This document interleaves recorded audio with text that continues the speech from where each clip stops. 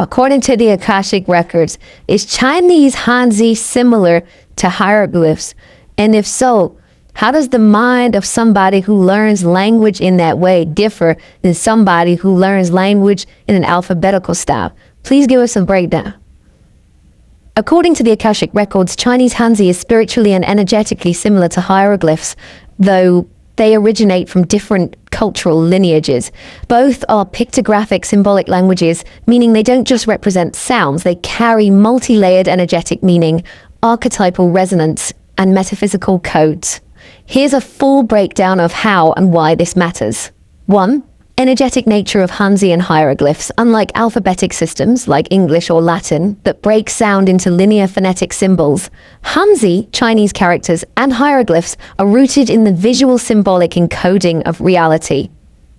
Each Hanzi character is an ideogram.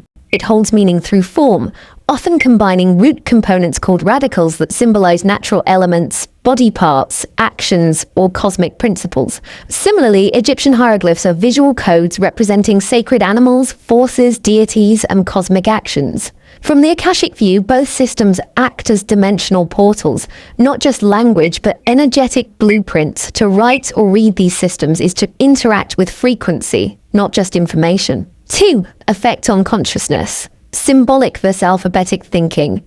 The structure of a language shapes how the brain and soul interact with reality. Symbolic language users, like Hanzi or hieroglyph readers, process meaning holistically rather than sequentially.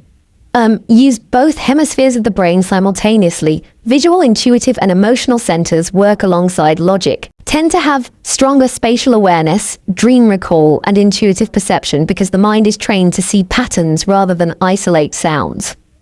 Alphabetic language users tend to engage more with linear sequencing, analytical breakdown, and compartmentalization of thought, favor left brain dominance, focused on temporal logic, order, and phonetic decoding. May have more difficulty accessing non-linear intuition or emotional symbolic cognition unless trained through other methods, like art, meditation, or sacred geometry. Spiritual implications from the Akashic view. A soul incarnated into a culture using symbolic language like Hanzi or ancient Kemet is often here to maintain or recover earth-gridded wisdom, encode ancestral memory into the written form, preserve non-linear knowledge, such as healing formulas, energetic flow, or cosmic cycles.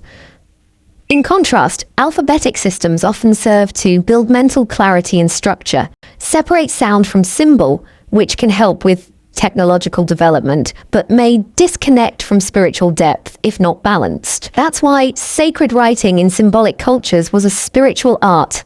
Calligraphy, for example, in Chinese culture is not just aesthetic, but a ritual of frequency transmission. 4. Akashic lineage links. Some Hanzi characters carry echoes of Atlantean light codes, and certain hieroglyphs reflect Lemurian memory.